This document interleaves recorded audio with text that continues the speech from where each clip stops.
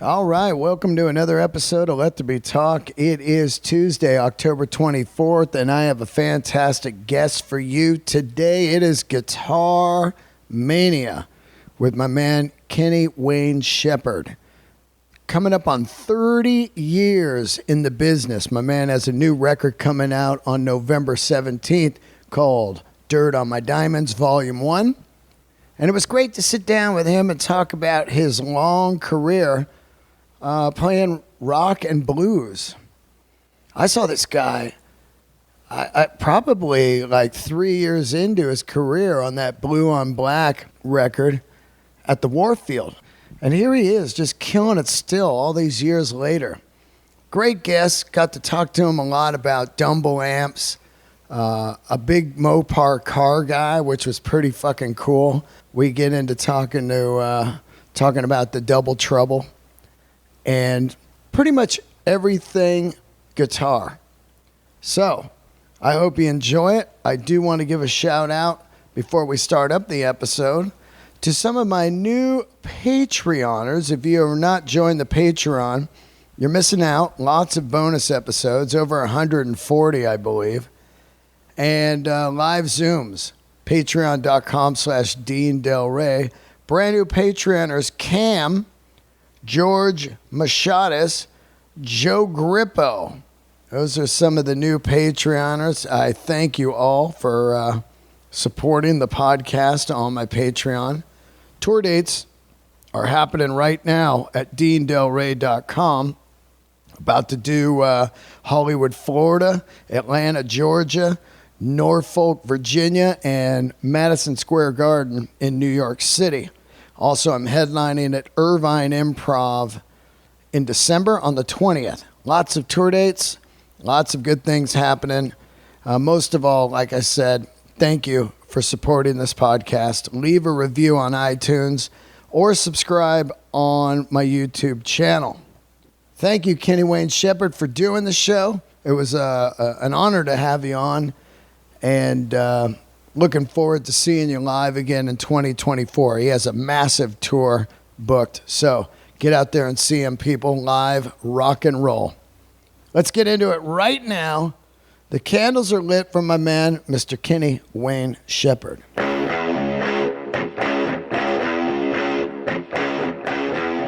This backdrop, I'm a mid-century freak, you know, and yeah, mid-century modern is cool. I went to the Brady Bunch house recently. It was for sale. I know. I saw that. Yeah, it was up for like $5 million, and then they sold it for $3 million. But it was crazy to be inside there. I don't know how old you are. Oh, I think you're 46. I'm 57. I grew up with Brady Bunch. Most people did. After school, you come home and watch it. And then to be in that house, you could just hear all the sounds like Marsha, Marsha, Marsha, you know? Yeah, that was pretty cool. I think it sold again. I think it sold a second time as well. Yeah, it sold the first time to a TV network so the Brady Bunch cast could actually build the inside as a TV show, because the inside didn't look like it did on the show. That was a set.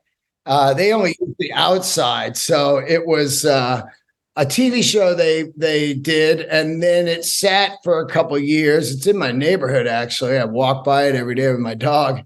And then they put it up for sale. And they had 24-hour security there. It's the second most photographed house other than the White House in the U.S.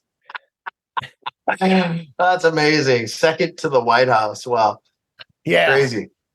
You know, somebody bought that. A lady bought that. And it's like, you know, if I got a lot of money, I still wouldn't buy it because there's just people out in front of your house. Yeah, you would never. But at one point, I swear, like when it was first sold, because it changed hands like more than once in the past few years. But I read that at one point somebody was considering doing like an Airbnb type deal with it where you could like stay in it, you know. Yeah. I don't know if that ever actually happened. Well, that was my idea. Buy it and have it as like could have like, say, Rolex wanted to debut a new watch. They'd have a private party in there. You'd be in the Brady Bunch house with some rad new Rolex or you know, Louis Vuitton, any kind of brands could have parties in there. You could have movie release parties in there, everything. Yeah. Yeah. There's a lot of angles to it for sure. I don't know if anybody's pursued that, but yeah, you could never actually live there because it would just be nonstop harassment. Yeah. Oh, yeah. Your neighbors would hate you. Are you in the garage? I see a Challenger back there. Is that like a red eye or something? It's a Demon. Yeah. Yeah, the Demon. That's the 2018 Demon. They made 3,000 of those for the US market and 300 for Canada. And that thing was at the time, it may still be, but at the time it was the most powerful and fastest muscle car ever created. And, it was made for drag racing and did the quarter mile in 9.6 seconds, 9.65. And I think 0 to 60 in like 2.3 seconds or something crazy. And, there's like all kinds of amazing stuff about that car. That's number 18 out of 3,000. And then they've got another one coming out that they're building them right now. It's called the Demon 170 that runs off of ethanol fuel or E85. And it's got this one has 840 horsepower on 100 octane race fuel. And the Demon 170 has 1,025 horsepower on E85. I think those had two keys, right? A red key to open up all the way up. Have you taken it onto the track quarter mile or back roads wherever you live? No, I did. Most people bought these and just keep them in their garage. And I've driven. This one's probably one of the higher mileage ones. It's got over 4,500 miles on it, I think, at this point. So I drive it around here and there. And I took it to the track before I moved out of California. We took it to, I want to say it was Irwindale. I think it was Irwindale, 8th Mile track. And I was just trying to get to know the car. I went out there with Hot Rod Magazine. They did a story on it. And it was really just like, this is a real world, 1 day account of a Demon owner just getting to know their vehicle on the track, because they can do amazing things, but it's not like a Tesla where you get a Tesla Plaid and your great grandmother can get in it and stomp on the pedal and run, a 9-second quarter mile. Right. But like, this is like a bona fide race car that requires some finesse and, some practice behind the wheel to learn all the stuff about the car. It's like, you have to work for it in this car. A car can do it, but you have to actually know what you're doing in order to put the power down and get the numbers that you want, Is that manual or automatic? No, this one's automatic. They never made any of the Demons in manual, but you could get some of the Hellcats. And I think, this is the last year for all the Hellcat stuff. And so I think they're doing a few, like a limited run where they started putting the manual transmission back in it if you wanted it. It's funny to think about Dodge. I had a Mopar Super B5 blue, 70. And then I had a 69 Roadrunner R1 red convertible 440. And, just loved Mopar all my life. And then when they made that Viper, when the actual Viper came out, it was so crazy, right? The Dodge Viper. There's a Viper on the other side of that car. Oh, wow. What era? Yeah. This is it's Gen 5. So it's the last. I don't know if you can see it. Can you see it? Oh yeah, I see it. I see that. Oh, that's that's the one I like, the coupe. I don't like the convertible. I love the coupe, man. Just the way it looks. Yeah, that's the last generation. So they did those from 2013 to 2017, and then they killed it off for a second time, right? But that's the GTS. So yeah, I think the most iconic Viper was the original GTS, the shape, and I can't remember exactly what year, but it was like late 90s. When they first came up with that GTS profile. And so then when they did the Gen 5, they brought the GTS back, and the silhouette and the overall shape of the car was a real kind of throwback to the original GTS, but bringing it into the modern era. But that car is incredible. I mean, I just come out here and stare at that thing. It's just like it's just amazing to me. It's like an American exotic car. And, there's nothing about it that feels dated except for, the interface, like the navigation system and all that stuff. But you get in that car, you look at that car from every angle. I mean, a car could be a brand new vehicle that just can't. I mean, the styling of it is timeless. They got it so right on the Gen 5 Vipers, and it was sad to see them kill it off. And I was hoping, the Viper people, like, I think they're all about the V10, but when they came out with that Hellcat motor, I mean, that V10 of that Viper is 640 horsepower. I got 840 horsepower in the Demon right there, right? But the Viper is probably 1,000 pounds lighter than that Demon. So I was going, man, if they could put that supercharged V8 Hellcat with like 700 or 800 horsepower in a Viper, it would be unbelievable. But, they killed it off. They didn't do that. Maybe they'll bring it back as some sort of electric or electric hybrid, crazy exotic car. I don't know, but it'd be nice to see them bring it back. It's such an incredible car. I remember my buddy got one and I drove it the first year, the convertible, and it was scary, man. It felt a little squirrely. It was loud and it was just like, I was like, oh, dude, you can crash in this thing, Oh, yeah. No, there's been a lot of people that have, the last thing they ever saw was, like that thing running into something, getting away from them. Like, the original, it wasn't until 2013 that they even put traction control in a Viper, right? And the only reason why they did it then was because it was finally federally mandated that all cars from that point forward had to have traction control. Right. But they were like, no, this is like a race car for the street. So, you got to know what you're doing or this thing can get away from you really quick. That's actually one of the reasons why, besides the styling and everything, is like, I do like the idea that thing has, it has some safety built into it, because I mean, I can drive, but, accidents happen and it's nice to have, something looking out for you if you make a mistake.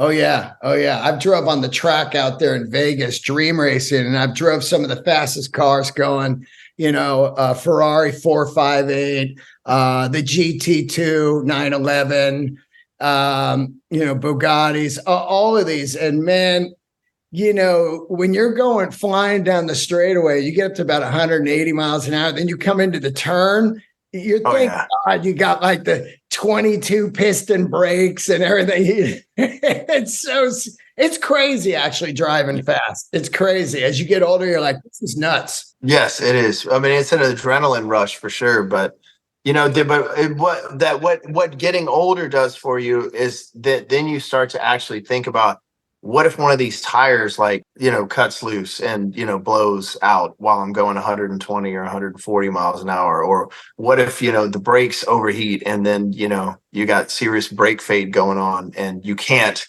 you wait a little bit too late to hit the brakes before you go into that turn. And, you can really play out all the scenarios where when you're a lot younger, you just don't even think about any of that stuff. Oh, yeah. When you're a lot younger, too, you're probably drunk. You're like, yeah, I don't care about it tomorrow. I hope not. I hope not. Hey, man, I grew up in the fucking 70s and 80s, and that's just how people were. I'm not advocating it. I'm just saying you got in a Camaro like. No, I get it. I saw this video on YouTube recently where I don't even know. It's one of those things where it just popped up. And it was like from back in whatever year it was. It looked like it was the early 1980s or whatever. But when they were like, you had to wear a seatbelt and you could not have a beer in the car. Oh, I saw that video. They're interviewing this guy and he's sitting there with a beer in his hand and he's smoking a cigarette and he's like, I just think that if I want to be able to, I should be able to have a beer, what else? It's like so much has changed. I love it. He's like, this bullshit, man, you're taking all my rights away. I can't. Yeah. I mean, that was real, but I remember the whole, I can't drive 55. And, when I was a kid, they tried to make, I think 55 was like the primary speed limit, on interstates across the country for a while, because they thought that was really going to cut down on automotive deaths and stuff, which I don't know that it actually did much, because they went back to it. Now some places it's like 80 miles an hour, Yeah. Well, the cars got so much better. Back then you're driving something with drum brakes, And, you put on the brake, you're like, I hope this stops, I know, right? It's just how much is it going to slow you down before you hit something, Yeah, exactly. Yeah. Well, I could talk cars all day with you, especially since you play with the Whipper. The Whipper is that Mustang he worked on for 5 fucking years, I know, dude. Yeah. Yeah. He's still working on it. It's a beautiful car, but that's part of being a hot rodder. You know what I mean? It's kind of like the never ending test and tune, Yeah. Yeah. Another love of mine, of course, is guitars, cars, guitars, and watches. That's basically my and architecture. Those are my loves. But obviously, you've made your career playing guitar, and early on, I remember I grew up around that era, and so did you, where Stevie Ray hits. And then you have everybody after that. I called it the Strat and the Hat era, where Austin came along and you had like Doyle, Johnny Lang, all these guys came out as the new quote unquote, remember, gunslingers, which was hilarious. Mm-hmm. But it's amazing to see people like you, just a long, great career of putting out records and just, didn't go by the wayside, because it was really red hot for a little bit and then it went away. People like you and Johnny Lang and guys like that have been making records for years and killing it. Yeah, I've been fortunate, man. The career's going on.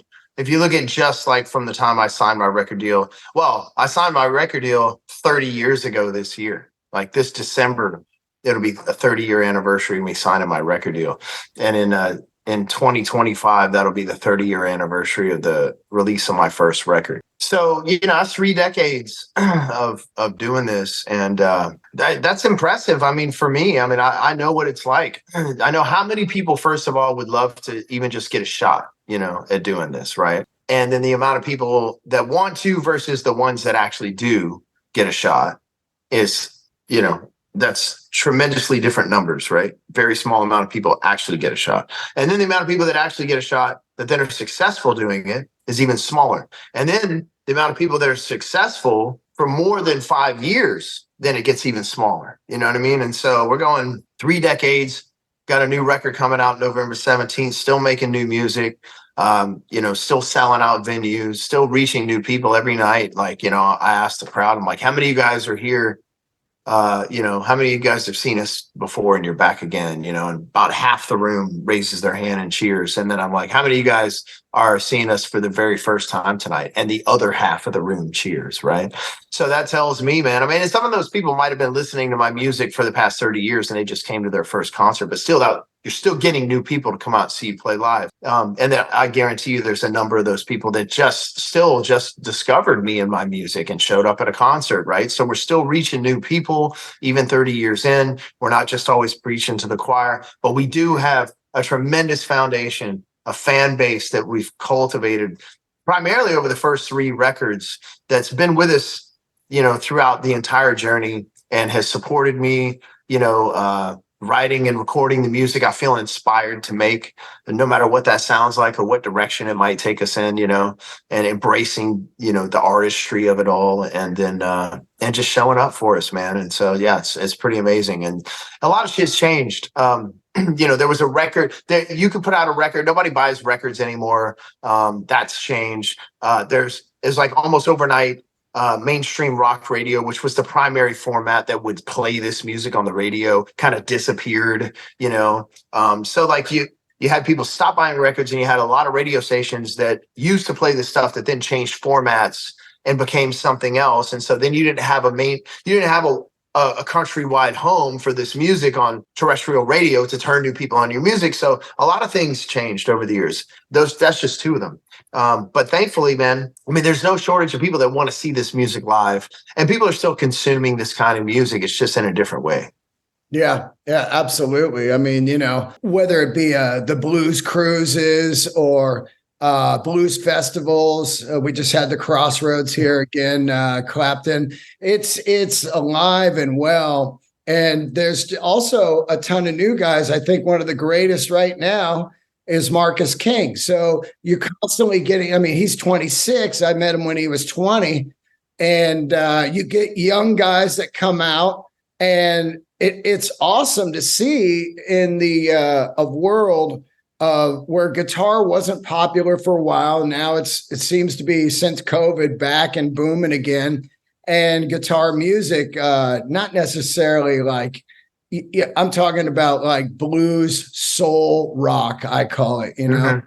and it's, I did a tour with Marcus for 2 months, and they were sold out double night theaters everywhere, all different Yeah. ages. So yeah, it's alive and well for sure. Yeah, man. Well, the other thing is like, I think we're reaching one of those. There's this cycle in music, and it's like clockwork. It just lasts different amounts of time. But we're rapidly approaching, or we may have already been in this part of the cycle for a while. But like whatever the mainstream music has become so diluted that it all sounds the same.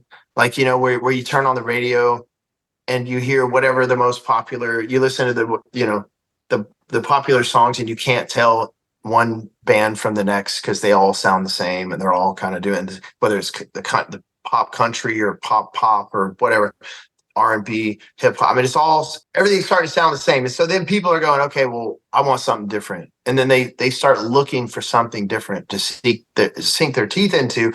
And that's when a lot of people start finding out and getting interested in, American roots music, like blues and rock, like real rock, and stuff like that. And they start finding their way, and they start showing up at our shows and listening to our music and stuff like that as well. And then the next wave of whatever's next will come along, that will be the new era of what's popular, until that gets so saturated that then it all happens all over again. Yeah. I mean, think about that time where, rockabilly, Stray Cats, and you had all those guys, Zoot Suit Riot, all that kind of music, like big band music was popular, like right in the 90s there. That was a wild scene, at the same time you got grunge, and you got like Kenny Wayne and those kind of guys. So there's been waves of different stuff that comes and goes. Yeah. It's interesting. You look back. I mean, the 90s was actually a really great time for music because of that, because it was an era where you could have, people like Nirvana and Pearl Jam, busting the door wide open on the grunge scene. And then you could still have like blues artists that were putting out records and selling millions of records too. And, pop and everything in between. It's like there were so many quality musical options, out there. And it just has become more narrow as the years have gone by, at least as far as what's allowed to be put out there in the mainstream, At what point, when you first start playing guitar, because I always say there's a million guitar burners on YouTube and Instagram and TikTok, and I've seen it year after year after year, guys that are mind-boggling. But at what point do you realize, and this is always, I say, the most important thing, that you realize, I better write some songs here, because who cares after a while how great you are on guitar? Where is the song? Once Blue on Black hits, you've got a radio hit song. Do you start to realize, hey, I got to really get into songwriting? Because Stevie had the songs, Hendrix had the songs, Eddie had the songs. Well, no. I've been all about the songs from day one, because my dad, worked at a radio station. I grew up around a radio station. My dad was the program director. He was the guy that chose whether or not your band's songs would be played on his radio station, right? And we went to every concert that came through town. I mean, I just grew up listening to all kinds of music, but in particular music that was played on the radio and became hit songs. So that's always been part of my DNA. And that's why, I mean, I don't know the exact number I haven't tried to count and memorize it, but we've had I would say a significant number of radio singles throughout my career, going all the way from my first album to my fourth album, and some of them, Blue on Black being the biggest, which set records at the time, for how many weeks it was at number one on the mainstream rock charts and stuff. And so I've always been about the songs. I've always been just as much about the songs and the vocal and the melody and the storytelling as the guitar playing from day one. That's just the kind of music that I like to make. I mean, and not every song is that I write is a platform just for me to show everybody my chops on guitar. You know, there's some songs. There's one on the new record called "You Can't Love Me." It's like that song is. I mean, the guitar solo is there just because that's what's supposed to be there in a band like this. But you know, the guitar solo isn't a moment for me to like wow people. It's just serving the song more, you know. But the song is really the purpose of the song is the message in the song and the vocal. Yeah, I really like that song. I'm friends with John Mayer. I like John Mayer a lot. And I like what he does also with some great songwriting, great playing, and you know, he brings it all to the table. And that song, as I listened to it on your new record, it's called Dirt. What is it? Dirt on My Diamonds, which is a great title, but it's a great song, you know. And that's what I liked about you from the beginning. Because back then there were a lot of guys. I grew up around the Mike Varney era, and there were burners that just didn't have any songs. And the ones Right. that did have songs are still here. And it's because of the songs, you know? Well, that's true, but also, you know, the talent. I mean, you can't. I mean, you can have great songs, but if like at the end of the day, I mean, because like there's a lot of like, I mean, pop music nowadays. I mean, you get people with no talent, and they just put a song. I mean, so that to your point, a lot of the times it is just the songs. But when it comes to, you know, being known as a great guitar player, then you actually have to have the skills to back that up too, right? And so the songs are a big part of it, but you got to be able to wow people, and like you have to be able to captivate them through your instrument, you know, because of like the arena that you've been put in as a guitar player. So you got to have the talent to go with it for sure. I know Stevie was one of your guys, but back in the day, were you diving into some of the other like 70s guys like Frank Marino and Robin Trower and all those guys? Yeah, man. Yeah, I heard all that stuff. Mahogany Rush and, you know, Marino and the Allman Brothers and Skinnerd and, you know, I was a big ZZ Top fan. Loved Billy Gibbons, man, when I was a kid. I mean, just rocked out to so many ZZ Top albums. In addition to all the blues guys, you know, like BB and Albert King and, you know, Freddie King and Lightning Hopkins and Muddy and Howlin' Wolf and, you know, Hubert Sumlin, all those guys, man. I mean, I just consumed music, you know, as much. I mean, it was almost like a 24/7 thing, because even if I wasn't sitting there playing music myself, I was around my dad or in the car with my dad, and he always had the radio station on to be listening to it to make sure, you know, people are doing their job and the playlist was what he said it should be because he created the playlist, you know, and all that stuff. So it was just like music 24/7 and all that stuff. I was like a sponge. It just absorbed all of it. And then it finds its way back out in the music that I write and make, you know. And so you hear a lot of these different, because it wasn't just blues and it wasn't just rock. It was James Brown, you know, a lot of funk stuff, R&B, jazz, you know, hip hop, rock, country, every single genre you can think of was played around our house. And so all that stuff is just kind of in your subconscious, and then it comes out. And this album is a great example. You hear a lot of different, you know, that's what I've always done from day one, is I've taken blues as like the foundation and then mixed it up with all these other, you know, genres that I kind of soaked in as a kid, and trying to come up with something that sounds new and different for that genre and push it into new directions. And there's a lot of that happening on the new record. Yeah, I listened to that Sweet and Low, and it had like a Dr. Dre kind of that dun dun dun dun dun dun, you know? Yeah. Yeah, it's got a little bit of a California vibe to it. Yeah, I loved it. I was like, oh, right.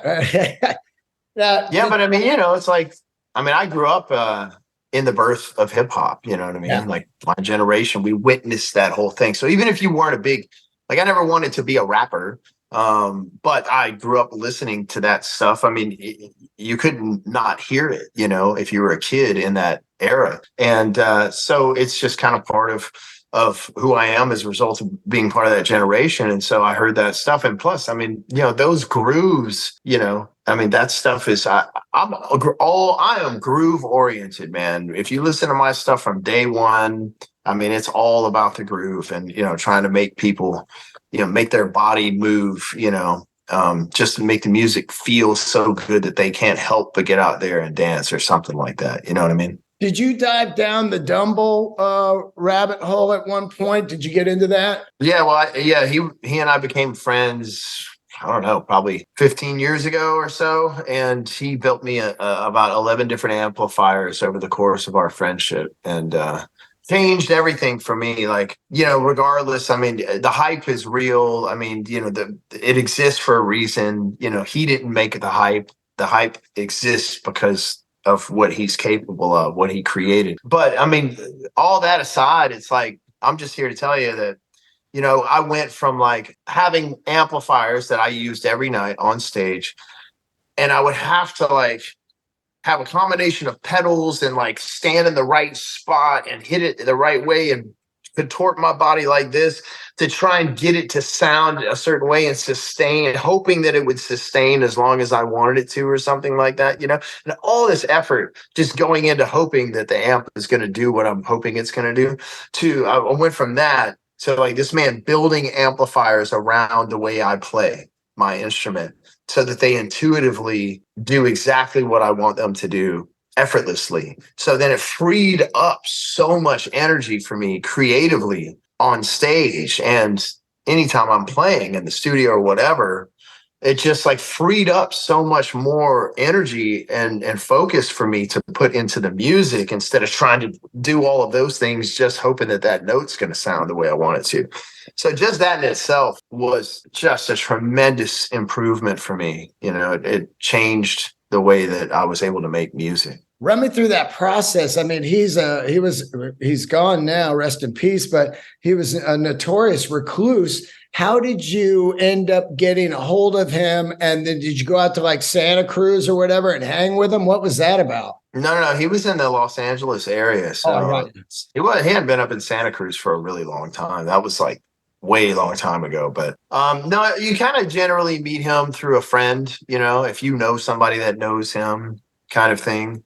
And I had a friend that knew him, and my name came up between the two of them. And I guess Dumble had said that he was a fan of my music, and in particular, a couple of records of mine that I had done. And so my friend Sherman, who knew him, Sherman was like, well, I know Kenny. I could introduce you guys if you want. He was like, oh yeah, absolutely, I would love that. And I had been trying to track him down for years since I rented a Dumble amplifier on my fourth album, The Place You're in 2004, and I rented this album. I rented this amplifier, and I was like, oh my gosh. And I asked the guy if I could buy it on the spot. He wouldn't sell it to me.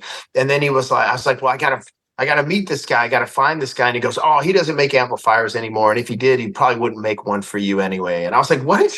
So I couldn't find him until my friend Sherman put us together, and then we just immediately hit it off and became very, very good friends for the duration of our relationship till he passed away. And what models was he making for you? Was he just making specific amps for you? You said like 11 amps. Like, was he just building different? Everyone was different. Yeah, everyone was different. Like, what happened is like we started going down the Overdrive Special path, and then at one point, and I should have done this. I don't know why I did. We shifted gears, but at one point I had him doing research into building me a 60-watt steel string singer, which would have been the only one like it ever made, right? Because I'm trying to bring my volume down. I played 3 Fender Twins turned all the way up to 10 for so many years, and I'm like, I'm trying to find a way to get that. I was trying to find a way to get that same sound, but at a slightly lower volume. So that's what we focused on. And so, I ended up having these amps laying around, various Fender vintage amps, a couple of reissue amps here and there too, that basically he would look at it and if you had an old Fender amp, I mean, he could do a number of different things, right? He could do a mod to an amp, or he could do, a number of different circuits that he designed, but basically every time I gave him one of the amps, he would use only the chassis. So the metal chassis, and he would use the cabinet, and that was it. Everything else, if the transformer was good, if it spec'd out okay, then he would use that. But everything else, he generally would just scrap, and then he would hand wire, fabricate from scratch his, entire circuit. And so I'd go over there and he'd plug me. And every time you go over there, you're there for like a minimum of 4 hours. It's just like, you don't go by for 20 minutes. And it was great too, because you didn't want to leave, because like you're sitting there playing through the greatest amplifiers on the planet. Like, he's got everything. And, you bring your guitar, and he would just sit there on his stool or on his chair, and I'd be on the couch and I'd be playing guitar, and he just plugged me into different amplifiers, and he would just sit there with his eyes closed most of the time, just listening. And he would be listening to how I'm playing and my attack and how hard I hit the guitar, how soft my touch is, and he's also like listening to what it is I'm trying to get out of the amplifier, right? And so he's like assessing my playing style. And then we would figure out, he'd plug me into an amp, and it's like, well, this would be a great platform for us to build you an amp off of, and so we'll start with this, and then we'll go from there. And then he'd start working on it. Then I'd come back when he had something that could be played through, and then I'd play through it, and he'd listen to it again, and then he'd go back and make a few adjustments or whatever until it was done. But basically, the whole process started from him just listening, and he could figure out what I was trying to get the amp to do, and then he would go build the amp to do that. Man, do you still use them right now? Oh yeah, I use them. That's what I use in the studio, on the records, what I use out on the road. I'm a little concerned though. Like, part of me wants to because I was like, I play these things hard, man. They're not, they're cranked up. And then I'm a little nervous because, there's nobody that he didn't have an apprentice. So there's nobody, like, he didn't pass the baton to anybody. So like if one of these amps bites the dust, it's like something, whoever fixes it is not going to be him, and it may never sound the same. So that's kind of weighing in the back of my mind, Oh God. Yeah. It's, he's gone. Like you said, he didn't pass down. It's a lot like, to me, like Eddie Van Halen. He's gone, and all of that knowledge and stuff he has is gone. His son has some of it, but imagine what was in that guy's head, it's, Dumble, a few people knew, and the people that did know hoarded the amps, and that's it now, Did you ever get to like Matchless and like Mark Sampson and all those boutique stuff? I've played a bunch of different boutique amps. I've played some of the Dumble clones. Yeah. I've A-B'd them, to be honest with you, with real Dumbles versus, it's supposed to be just like the Dumble. It's never the same. It's not. Because, the fact of the matter is this, and I watched it firsthand, and I've told people this, it's like, you can get the guy, you can go get one of his amps, and you can degoop it, and you can look at the circuit, and you can try and copy that, right? But this man would sit there, and he would have these capacitors and resistors and bags full of them, right? And he created the schematic for the circuit. And he knew in his head what the values of all those things, what the appropriate value, because he would go through a bag of those things and he would test them, and he might toss 75 of those things aside before he finds one that's right within the spec that he wants it to be in. And that's the one that goes in the amplifier, right? But everybody thinks, oh, you see the writing on the capacitor, you see the numbers on the resistor or the color coding, and that's supposed to be that, but they don't all read the same. And he may not have wanted it to read exactly what it's supposed to. He might have wanted it a little less or a little more or whatever. And so he would search and search and search till he found one that was the right spec, and that's what went into the amp.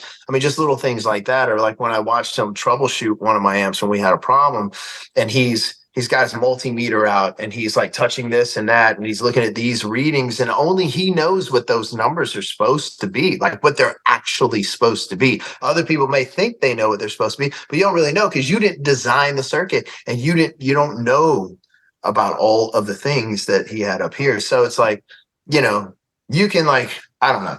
It's not like Legos, you know what I mean? Get it. It's not like it's not fucking, connect the dots. It's like those early Klon Centron pedals, the Centaur pedal, everybody tried to copy that, and they're not the same. That's just all there is to it, and also capacitors and everything change. Companies change that make shit, tube company, everything. So it all is fluctuates, and that's the chase of tone, the intangibles. How about Strats? You got any old great vintage Strats like slab boards and stuff? Yeah, my 61 is my favorite, but I'm sitting here staring at, like, this is a 59 hardtail right here hanging on the wall. There's a 58 over there, 3-tone sunburst hardtail. These things sound great. Only thing I ever do is I always put Graphtec saddles on them, so because I break strings with those old school, original style saddles. I always break strings with them. But these hardtails are underappreciated. But when you got the strings going through the body, bro, that's a whole different level of resonance, and those strings are like connected. They're more connected to the actual body of the guitar. I love the hardtail. If you're not messing with a tremolo ever, man, why not have the hardtail? I mean, tellies are God, but you get the Strat body and the pickup configuration, but with the telly strings through the body vibe. I mean, I feel they're fully underrated. Yeah, absolutely. Everybody wants the tremolo, but that's a special sound. It feels like it gives it a little more tension on the strings, so you do have to deal with that. I mean, I feel it more because I play 11 through 58. So I play thick enough strings where you're really going to notice it. But, it's like, it's worth the extra effort for sure. Tell me what it was like to first play with the Double Trouble guys. I know Whipper plays on the new record and he tours with you and stuff, but the first time you play with them, it had to be just surreal, right? Yeah, man. I mean, the first time I played with them, I was like, was I 15? I think I was 15. I don't know if I'd signed my record deal yet, but I had a gig down in Antone's in Austin, Texas. And so we got the opening slot. Bill Carter, this guy that he's an Austin guy. He wrote, like Willie the Wimp. And I think he was one of the co-writers on Crossfire and stuff like that. So Bill Carter had the gig at Antone's. They booked me to be the opener. And Chris was playing drums with him that night. So I guess Bill showed up and saw my set or part of my set or whatever. And then he came up to me and asked me if I would sit in with him. And I'm like, and then I found out Chris was in the band. I mean, I would have said yes regardless, but I was like, oh, hell yeah, And so he called me up on like the second song and then never told me to get off the stage. So I played his whole show with him. And they set me up. I was right by Chris, And so I was just jamming back there with Chris. I mean, it was just amazing, like dream come true for me. And it's the first time I met Chris, first time I played with him, got his phone number. And that's how we reached out to him when I was going in the studio to do my first record and asked him to come play drums on it. But what was so cool about that night is Bill Carter came up to me after the gig and I was like thanking him for letting me get up and play with him and stuff. And he handed me some money. I don't remember how much it was. Maybe it was $100 or $50. I don't know what it was, but he handed me some money. And I'm like, oh, no. You don't have to give me anything. Like, this is my pleasure. It was just incredible. He goes, let me tell you something, son. Somebody offers to give you money for playing music, you take it. And I was like, yes, sir. So that was a class act. Bill's a class act guy. I met the Whipper. I'm good friends with Bill Burr. He's like one of my best friends, and we tour. We're about to do Madison Square Garden, as a matter of fact. Whipper was telling me crazy stories about the first time he did Garden, all coked up and drunk and shit. He's like, man, I felt like a loser. Here's my dream, and I'm all loaded, Yeah. Yeah. I met the Whipper at Bill's Christmas party, and he had just finished recording this record. that you are about to put out. And that was a while ago, man. Like, I guess you guys recorded in LA. Yeah, we started it right before COVID, Right. and we were doing we were in the home stretch of finishing the record right when the whole lockdown thing happened, and so then there was still a little bit of work that needed to be done to it.